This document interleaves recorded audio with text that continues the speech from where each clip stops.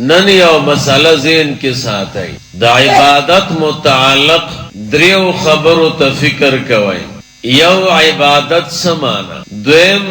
इबादत द अल्लाह वली की, द्रेम जिसो का इबादतों की न इबादत का उनकी तद इबादत सफेदा दादरी खबर जान सरा ज़दक यौ याद एक। अवला खबर इबादत समान, इबादत के दो खबरी यौ अल खुदो आजिजी जान बा इंतहाई आजिज अगणे का इबादत के आजिजी न वाले न कबल द्वेम द चाचा इबादत के नो दागत आजीम अगत बलुए वाय जड़ के बदागा इस्मत साथी जान इंतहा द आजिज़ई के और खपल माबूद इंतहा द इस्मत और जलाल और कमाल के दा दो खबर चरागुंड शिदीत इबादत कलम उच इबादत कौन दे दो खबरों त फिक्र कव देवजना सड़े चिप मुंजू दरेगी फुकहा वही जान बन गरई दाजान गरावल दा दखपल रब न बेपरवाही दा अल्लाह तवालाड़े नो आजिज़ी दे मोनकड़ा और दा अल्लाह ताज़ीम दिम पूरा होना या खपलो कालयो सरा मस्तियान या उलोबे के या यौ ख्वा बल ख्वा गोरे या पसरतो रबानी मुंसके या चदे दा से हरकात प मुंसके के च अगा हरकात द मुंस द जिन्स न नहीं या पद से कालयों के मुंसके द कार कालयों के रंगुन पे प्रातनी खीरी पे प्रतीरी नदा खुद अखपल रब परवान साथी का मखकिनी उलमा चू नागोई बद मुंस द पारा जुदा कालियो और आम जन द पारा बे जुदा कालियो कमो कालयों के बच अखपल रब त दरे दो आगा बा कीमतीम वी औड़ेरे पाके बम्वे इदा खुजा अल्लाह त दरेगा नो इबादत खपल जान इंतहा अन आजिज गणल और खपल रब इंतहा अन मुअज्जम गणल दीत इबादत हुई नो दा जान आजिज गणल और खपल रब अजीम गणल दा दो किस्म यौ तवाई कौलन यौ तवाई फेलन इंतहा द ताजीम कौलन दादा यौ सड़े चाहते हुए काका दाम द इज्मत और द कदर लफज दे को इबादत न दे ज़कच दा लफज इंतहा द ताजीम न दा द दीन पूर्ता लफजम शता वालिद से बा या मंगा तासो प्लार वायु प्लारा दा प्लारम द ताजीम लफज दे खुदा इबादत न दे या मौलई से या हाजी से या बुजुर्ग और तकवादार से या शेख से या नाजिम से या अमीर से द हौजी या वजीर से और या चदे खतीब से या रईसुल वज़ारा दा टोल अल्फाज चिदी दा द ताजीम दी खुब्याम इबादत न दे ज़का चिदी द पास अब्बल लफज दे पैगंबर सल्लल्लाहु अलैहि वसल्लम सहाबा आइम्मा ताबिईन दा टोल द ताजीम अल्फाज दी चाके सुमरा मर्तबई मुंगा तासो मगनुम वरता खलो खो लेकिन दे बावजूद दा ताजीम न दे दा इबादत न दे ज़कच इबादत खो इंतहा द ताजीम तवा इन दा से लफज इस्तेमाल के चदागे न पूर्ता द इज़्मत लफज नहीं अगस शेद है अगे त रब आई अगे त खालिक आई अगे त मालिक आई अगे त माबूद आई दाद से अल्फाज दी चदा ताजीम पति से वलाड़ दे मख की नजी न दा ताजीम इंतहा तो रसीद कल च ताजीम इंतहा तो रसीगी देता इबादत उसके जो सड़ी दा अल्लाह जल्ल जलालहू ना बगैर अल अयाज़ बिल्लाह चाहता रब हुए चाहते माबूद हुए چاہتے خالق او مالک ہوئے دے بیا مسلمان نہ پاتی کی زکا کم لفظ چه انتہا دا تعظیم کیو دا غیر لائق یواز اللہ او تا بل چاہتا ہوئے نو دیتا شرک وائی بیا او دا لان دی الفاظ خو انتہا دا تعظیم تا ندی رسیدلی نو کدا منگا تاسو بل چاہتا استعمال کو بغیر دا خپل ربنا نو دیتا عبادت نوائی او دیتا شرک دیتا وی عبادت قولی چدا سے لفظ استعمال کی چپا تعظیم کی آخری حد تا رسیدلی او داغین پورتا بل لفظ نہیں دویم دے عبادت فعلی عبادت فعلی دی توائی چدا سے حرکت استعمال کے چاگا دا تعظیم پا انتہا دلالت کئی حرکتون ڈیر دیو پا تعظیم دلالت کئی خواہی تا عبادت نوائی عبادت با علوائی چو دریگی دا حرکت دا دین مخ کی بل حرکت نہیں چی پا تعظیم دلالت کی زبدت مثالو نوائی یو سڑے دل تراخ کارش او طور تخبل زیپری دی راز دل تکین دام تعظیم دے خدا عبادت نہ دے زکا دین پور تکارشتان یو سڑے راخ کارشو طور تو داری دی چرازی سے دام تعظیم دے داغتا دا قدر پا نظر گو یو سڑے راخ کارش دو دری قدم مخ کے ورغلی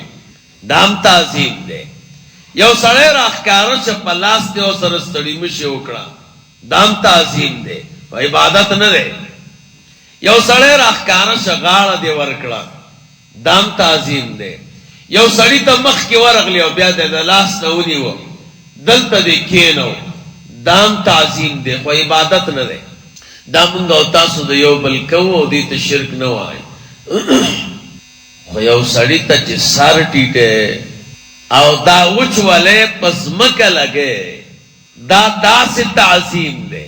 چی پا طول بدن کے دس حرکت نشتا چی دا دین آگے خوش دیتا انتہا دا تعظیم فعلن وائی بس چی مخد پس مکہ کے خو نو دا دین پورتا تعظیم بیا نشتا نو چی نشتا نو دا سے تعظیم لائق یواز رب دے بل چاہتا بسر نک دے کدے کی خدای دا بل عبادتو کا دا بیا مسلمان نہ پاتے کی گی زکا دا تعظیم پا انتہاو دارے دا دیو جن علماء وائی چی سربم چاہتا دا سے نٹی اگر کدا سجدہ نہ دا لیکن سجدی تا نزدی دا اگر تعظیم چی سجدہ لگول لی اخو اتفاقاً شرک دے و ناروا دی کچھ دا سر ٹیٹے دام مکروح ہے منگو تاسو چکل فاتحہ خلو کنا دروازے سر خلق ولانی اور چی سوک زی نبی آغتا پسینہ لاس کدو سر ٹیٹاو سر و سر مٹیٹاوائی لاس پسینہ کی دی پروانہ کئی خدا سر ٹیٹاول ور سرا دا مکروح دی کہ سر دا انسان پا بدن کی دا ٹولو نا قیمتی اندام دے دا چی استعمالی گی نو دا پا انتہا دا تعظیم فعلن کے استعمالی دا دی لائق یواز رب دے یواز خالق و مالک یو گو راس سے سر ٹیٹاول دی اخو منگو تاسو ٹیٹاو سپلائی راخلو کاسا راخلو پیالہ راخلو لرگی راخلو اغنا اخو تعظیم دا پارنے ٹیٹاو اخو مخبل ضرورت دے دا تعظیم پنیت بانے سر ٹیٹاول او بیا دا خپل مخپز مکہ لگاول دا انتہا دا تعظیم دے فعلن دیتا عبادت فعلی وائی دا بغیر دا خپل رب نبل چاند پار استعمال بل کئیو سڑے دا خپل وچ والے او دا خپل سر پس مکہ کی دی خو مختا غیر اللہ دا اللہ نا غیر بلسو کی نو دا دی بیا سلور صورت دی مخ سرا بچاتا مشرک او کافر نو آئے سلور صورتو نے یو صورت دا دے چیدہ دا وچ والے او دا مخ پس مکہ کی خو سجدے او لگا نو پختنو کی کاتا چیدہ سجدہ او لگا والا مخ تخو یو قبر یا مخ تورو یا مخ تبوتو نو دیتا خدای وائی زکر دی سجدہ او لگا والا العیاذ بالله کوي وی چې زه ورته خدای وایم دی بیا مشرک دی ځکه د تعظیم یو کوي چې نه بچی زه ورته خدای نه وایم خو د خدای نیک بنده دی ولی دی او بزرگ دی نو تعظیم یې کوم نو دا سجده بیا حرامه حرامه ځکه ده چې په اعتبار د فعل سره خو انتها ته تعظیم رسېدلی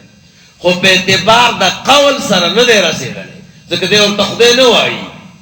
عبادت هغې ته وایي چې قولا او فعلا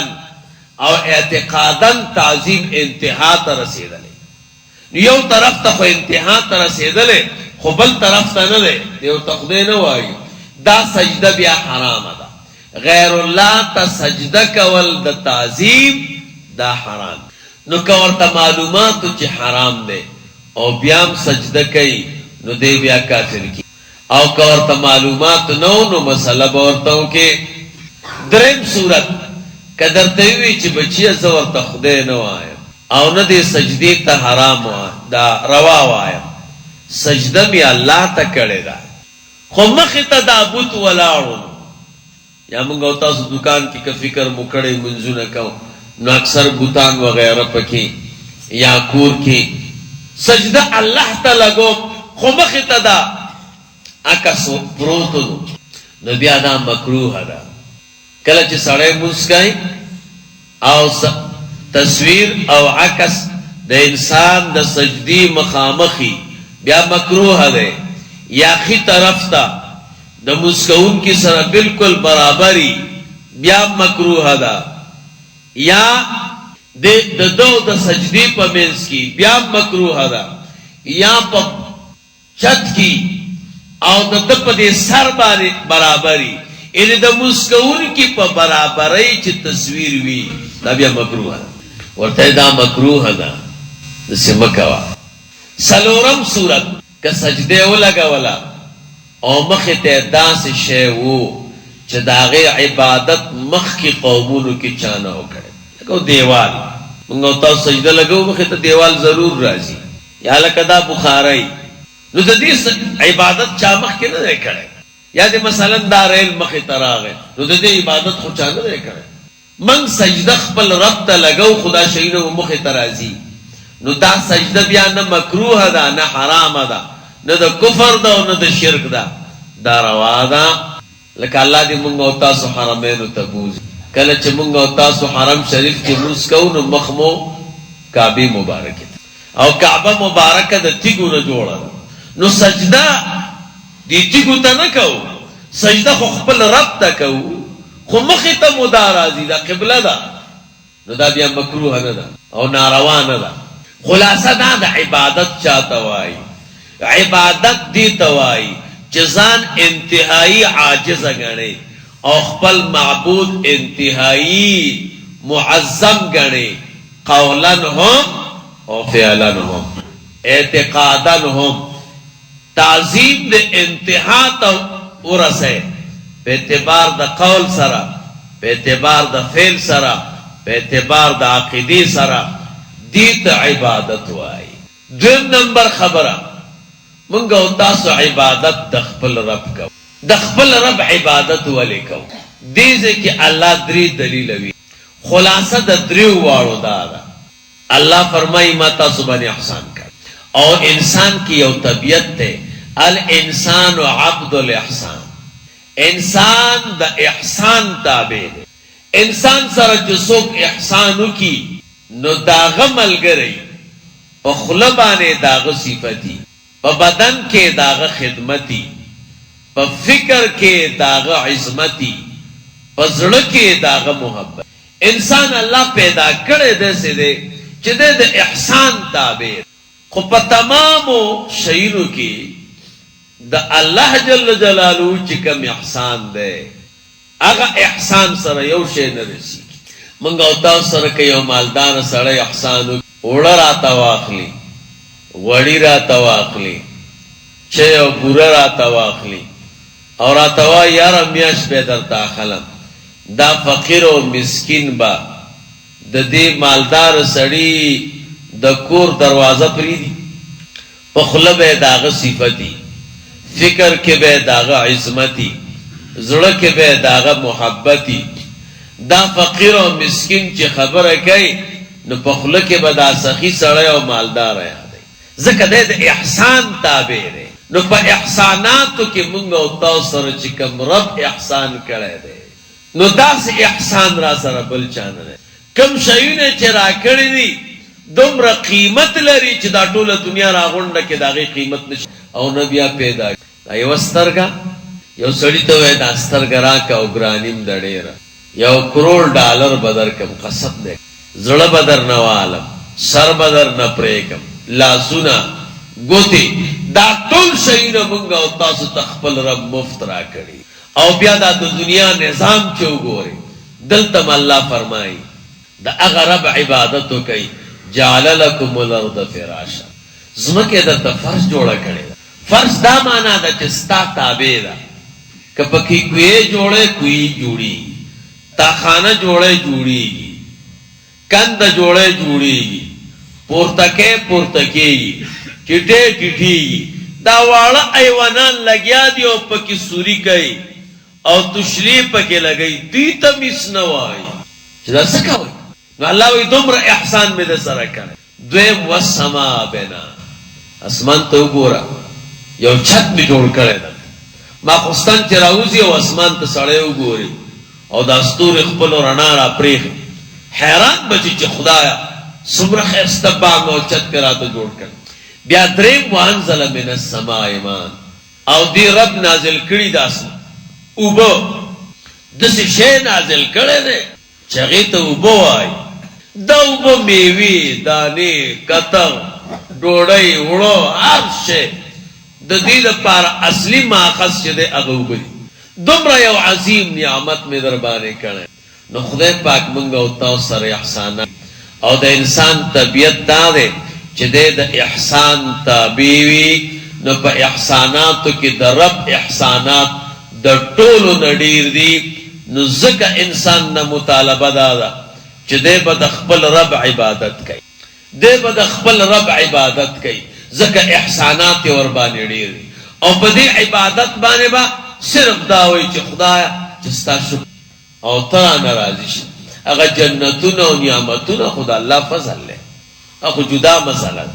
دریم نمبر خبره، دا موضوع ډېره اوږده ده، نو انشاءالله خپل خپل ځای کې درته لږه لږه عیسی وایم نو اسانه به شي. دریم نمبر خبره، الله خالق او مالک دی. دا ټوله دنیا د رب ده او مونږ او تاسو هم د خپل رب یو. الحمدلله. نو مونږ چې عبادت کوو د دې عبادت فایده څه ده؟ د دې فایده الله ته ده که دې بنده ته ده؟ د عبادت فایده ګوره بنده.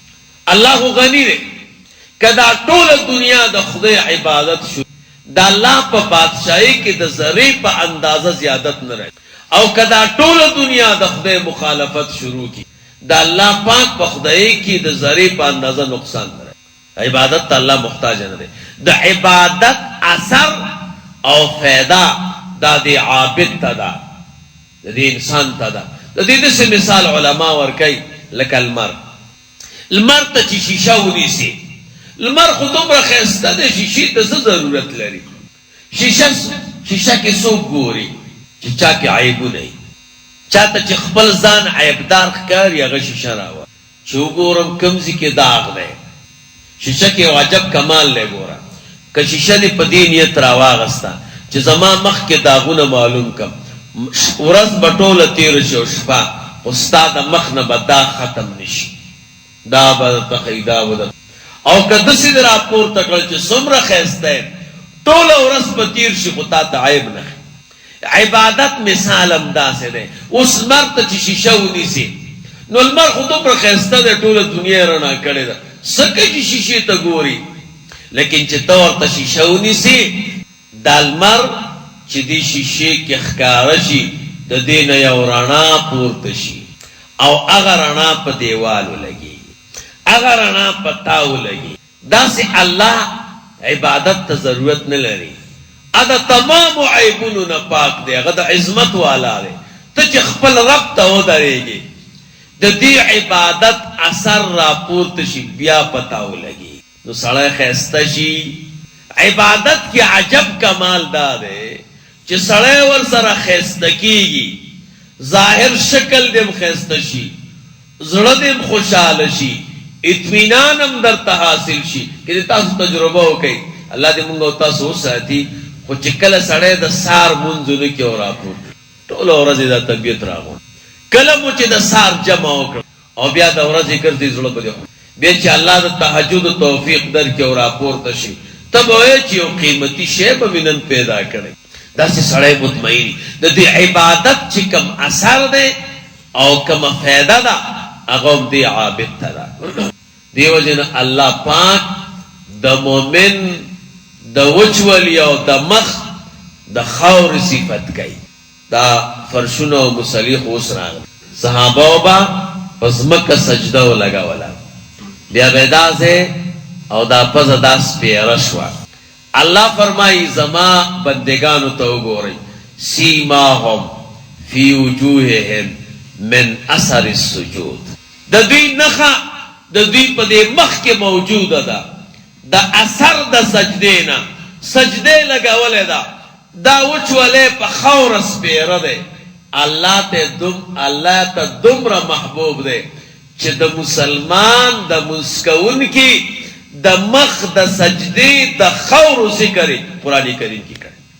او دومره ښایسته ښکاري. څوک سجده وکړي او بیا د جومات نه را روان یو دا ځای سپېرئ، داسې یو مزه کوي، داسې یو نورانیت پکې. نو عبادت اثر عابد ته دی، داسې نه ده چې الله ته دی. موږ او تاسو عبادت ته ضرورت لرو. داسې مثال دی لکه ونې ته چې اوبه ورکړي، تر و تازه شي، پاڼې تازه شي. مومن چې د الله عبادت کوي داسې تر و تازه ګرځي. اللهم صل علی سیدنا